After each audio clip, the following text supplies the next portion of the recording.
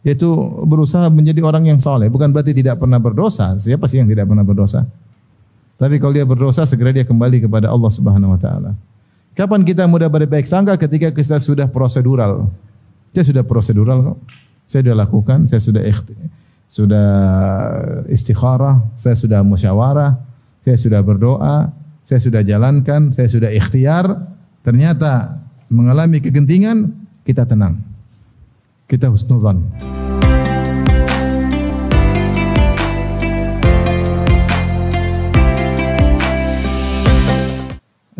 Beberapa hal yang harus kita lakukan agar kita mudah menghadapi kondisi-kondisi genting seandainya menerpa kita ya. Di antara hal-hal yang harus kita lakukan agar kita mudah menghadapi kondisi-kondisi genting atau ujian-ujian yang berat, yang pertama tentunya adalah bersabar. Yang pertama bersabar kepada Allah Subhanahu wa taala. Karena Nabi sallallahu alaihi wasallam ketika menasihati Ibnu Abbas radhiyallahu taala anhuma dalam hadis yang panjang, yaitu hadis ihfazillah yahfazka, di akhir hadis kata Nabi sallallahu alaihi wasallam, wa'lam anna an-nasr ma'as sabri. Ketahuilah bahwasanya pertolongan Allah itu bersama dengan kesabaran. Pertolongan Allah itu datang bersama dengan kesabaran. Dan ini sesuai dengan firman Allah Subhanahu wa taala, innallaha ma'as sabirin. Sungguhnya Allah bersama dengan orang-orang yang sabar. Dan kita tahu bahwasanya dalam pembahasan akidah al-ma'iyah, kebersamaan Allah Subhanahu wa taala, ma'iyatullah, kebersamaan Allah itu ada dua, ada namanya al-ma'iyah al-ammah, kebersamaan umum, dan yang kedua namanya al-ma'iyah al-khassah, yaitu kebersamaan khusus. Apa bedanya? Kalau al-ma'iyah al-ammah, kebersamaan umum, yaitu Allah bersama seluruh makhluknya, dalam artian Allah melihat mereka, Allah mengetahui mereka, ya Allah bersama seluruh makhluk dengan ilmunya. Seperti firman Allah Subhanahu wa taala, wa huwa ma'akum aina ma kuntum. Allah bersama kalian dimanapun kalian berada. Maka Allah bersama makhluknya, yaitu bersama makhluknya dengan ilmunya dan pengetahuannya dan penglihatannya. Ini namanya ma'iyatullahi al-ammah, kebersamaan Allah yang umum. Dan ini berlaku bagi seluruh makhluk. Karena setiap makhluk dilihat dan diketahui oleh Allah Subhanahu wa taala. Ada namanya al-ma'iyah al-khassah, kebersamaan khusus, kebersamaan khusus. Yaitu kebersamaan bagaimana? Kebersamaan yang mengkonsekuensikan at-ta'yid wan nasar, pertolongan dan penguatan dari Allah Subhanahu wa taala. Di antaranya firman Allah Subhanahu wa taala, innallaha ma'as sabirin. Sungguhnya Allah bersama orang-orang yang sabar. Seperti perkataan Nabi sallallahu alaihi wasallam ketika dalam goa bersama Abu Bakar As-Siddiq radhiyallahu taala anhu, maka Rasulullah SAW berkata, la tahzan innallaha ma'ana. Jangan kau sedih, sungguhnya Allah bersama kita. Yaitu Allah akan menolong kita, Allah akan menguatkan kita. Maka jika seorang menghadapi kondisi yang genting, kemudian dia bersabar, ketahuilah pertolongan Allah menyertainya. Pertolongan Allah menyertainya. Kapan dia terlepas dari sabar, maka Allah pun meninggalkannya. Allah pun meninggalkannya. Maka ini poin yang sangat kritis bagi seorang ketika sedang diuji. Maka hendaknya dia bersabar. Kapan dia bersabar, maka Allah akan kasih solusi dengan cara Allah. Allah akan kasih solusi dengan cara Allah. Makanya Allah berfirman tentang Bani Israel, kata Allah Subhanahu wa taala, wa tammat kalimatu rabbikal husna ala bani Israil bima sabaru. Kata Allah Subhanahu wa taala, maka telah sempurnalah keputusan Allah yang indah kepada Bani Israel bima sabaru, karena kesabaran mereka. Itu setelah mereka disiksa sekian lama, diintimidasi oleh Fir'aun dan para pengikutnya, sampai akhirnya datang Nabi Musa alaihissalam menasihati mereka. Ista'inu billahi wasbiru, kata Nabi Musa, wahai kaumku, minta tolonglah kepada Allah dan bersabarlah. Nah, ketika mereka bersabar, Allah tolong mereka. Allah berfirman, wa tammat kalimatu rabbikal husna ala bani Israila bima sabaru wa dammarna ma kana yasna'u fir'aun wa qaumuhu wa ma kanu ya'rishun. Dan kami hancurkan Fir'aun dan apa yang telah dilakukan oleh Fir'aun dan kaumnya. Tapi kapan mereka ditolong oleh Allah? Ketika mereka bersabar. Setelah dinasihati oleh Nabi Musa alaihissalam. Maka ini poin yang sangat penting ketika kita terkena ujian. Allah telah mengatakan dalam Al-Quran, Wallahu yuhibbus sabirin. Sungguhnya Allah mencintai orang-orang yang sabar. Kalau kita ingin senantiasa dicintai oleh Allah, senantiasa ditolong oleh Allah, kita merasa pede karena kita sabar, karena Allah bersama kita, maka kita harus sabar. Kapan kita tidak sabar, maka Allah meninggalkan kita. Kapan kita tidak sabar, maka cinta Allah mulai luntur dari kita. Karena dalam kehidupan ini banyak hal yang tidak kita sukai, banyak hal terkait dengan keluarga kita, terkait dengan ekonomi kita, terkait dengan banyak hal. Kita pinginnya ke utara, ternyata kita malah kegeret ke selatan. Berlabuh dengan kapal berharap menuju ke utara, ternyata angin berhembus ke arah selatan. Pinginnya ke ngalor, malah angin ke ngidul. Pinginnya ke ngetan, malah ke ngulon, ya, ngulon. Dan sering seperti itu. Karena semua yang kita inginkan, kalau semuanya kita inginkan dikabulkan, itu hanya di surga. Itu hanya di mana? Surga. Kalau di dunia enggak lah. Di dunia banyak kita pingin ini, hasilnya begini. Pinginnya gitu, hasilnya. Rencananya begini, ternyata hasilnya berbeda. Ini karenanya di antara kunci yang paling penting dalam menghadapi problematika kehidupan yang genting terutama adalah kesabaran. Ini perkara yang sangat penting. Yang kedua, karena kalau kita sabar Allah akan tolong kita. Yang kedua adalah berbaik sangka kepada Allah Subhanahu wa taala. Berbaik sangka kepada Allah Subhanahu wa taala ketika sedang diuji oleh Allah dengan perkara-perkara yang genting. Allah Subhanahu wa taala berfirman, Innallaha ma'al ladzina taqaw wal ladzina hum muhsinun. Kata Allah Subhanahu wa taala, sungguhnya Allah bersama orang yang bertakwa dan orang-orang yang muhsinun, yang berbuat ihsan. Ya, Allah bersama mereka, bertakwa dan berbuat ihsan. Dan di antara makna ihsan adalah ihsanud dzan billah, berbaik sangka kepada Allah Subhanahu wa taala. Di antara anugerah yang Allah berikan kepada seorang hamba, jika dia berbaik sangka kepada Allah Subhanahu wa taala. Dalam hadis qudsi Allah berfirman, Ana inda dhanni abdi bi, sungguhnya aku sesuai dengan persangkaan hambaku kepadaku. Falyadhunna abdi bi ma syaa, maka hendaknya hambaku berprasangka tentangku dengan prasangka yang dia kehendaki, terserah, kata Allah. In dhanna khairan falahu, kalau dia berprasangka baik, maka bagi dia kebaikan. Wa in dhanna syarran falahu, kalau dia berprasangka buruk kepadaku, maka bagi dia keburukan tersebut. Oleh karenanya dalam kondisi-kondisi genting kita butuh untuk berbaik sangka kepada Allah. Dan di antara puncak kegentingan dihadapi oleh seorang adalah ketika dia menghadapi sakaratul maut. Itulah puncak kegentingan dalam kehidupan ini. Tidak ada yang lebih berat daripada gentingnya menghadapi sakaratul maut. Dan ketika menghadapi sakaratul maut, yang paling utama adalah kita berbaik sangka kepada Allah Subhanahu wa taala. Makanya Nabi sallallahu alaihi wasallam bersabda, la yamutanna ahadukum illa wa huwa yuhsinu dhanna billah. Jangan sekali-sekali salah seorang dari kalian meninggal dunia kecuali dia berbaik sangka kepada Allah Subhanahu wa taala. Seorang ketika nyawanya mau dicabut, hendaknya dia berbaik sangka kepada Allah. Hadirkan dalam dirinya Allah Maha Pengampun, Allah Maha Penyayang.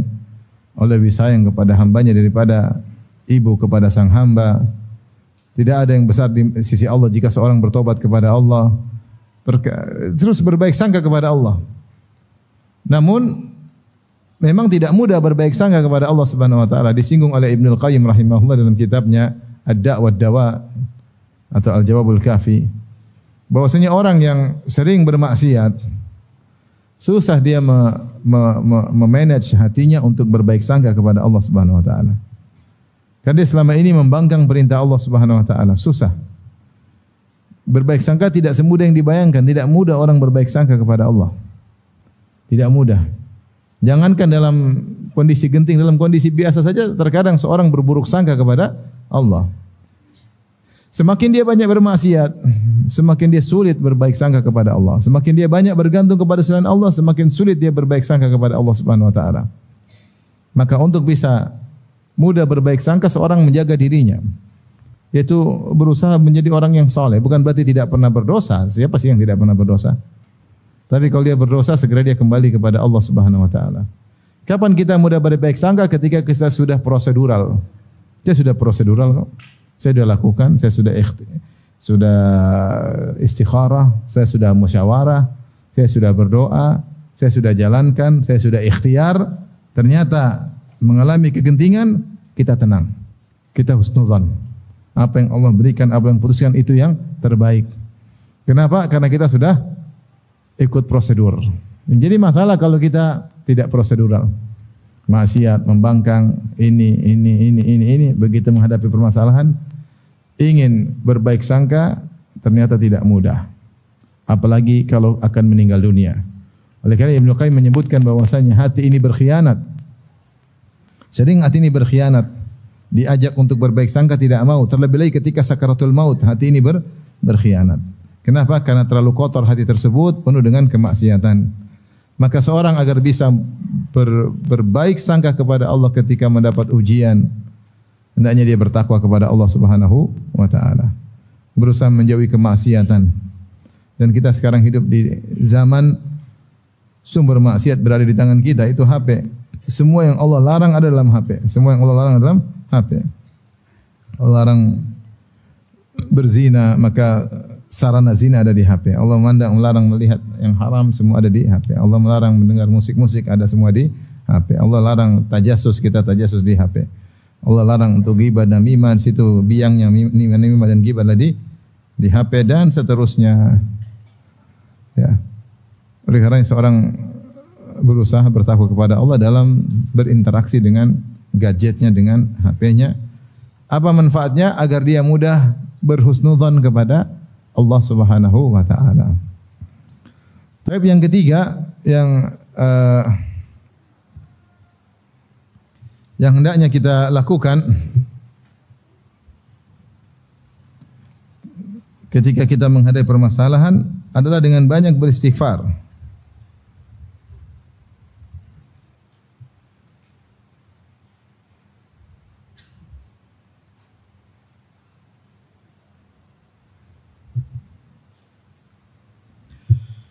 Agar kita banyak istighfar.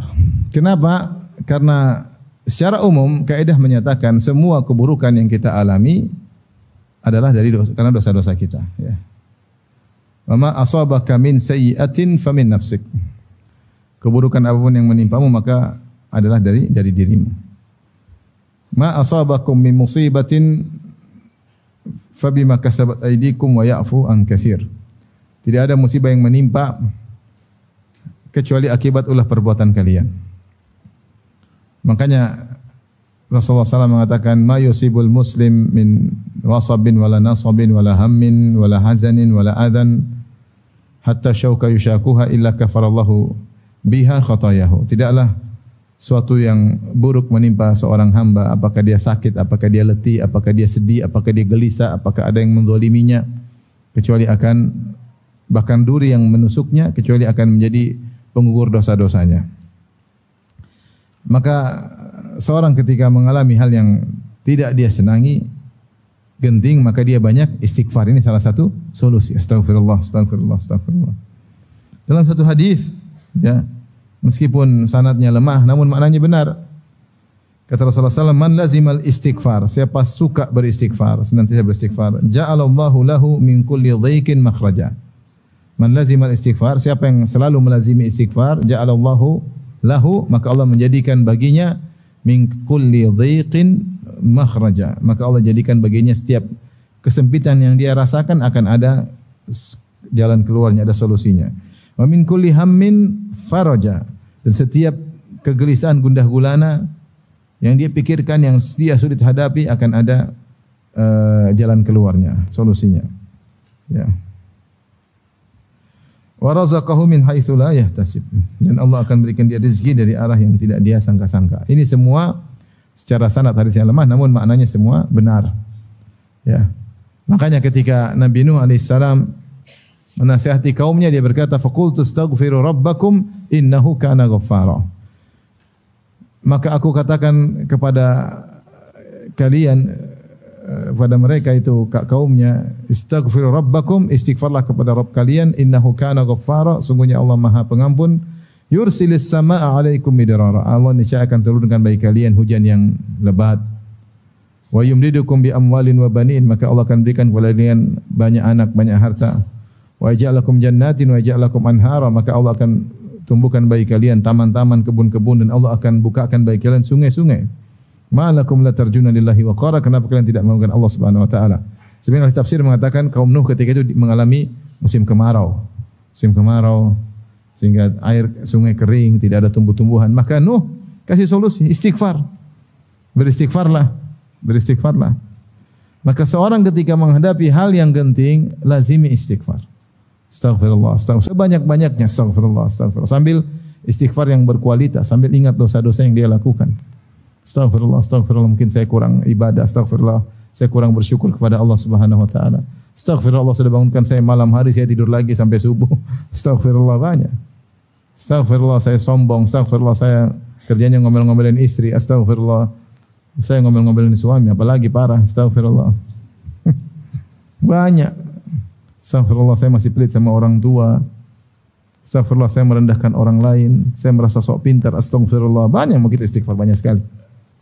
Astaghfirullah, sambil kita menjadikan istighfar kita berkualitas.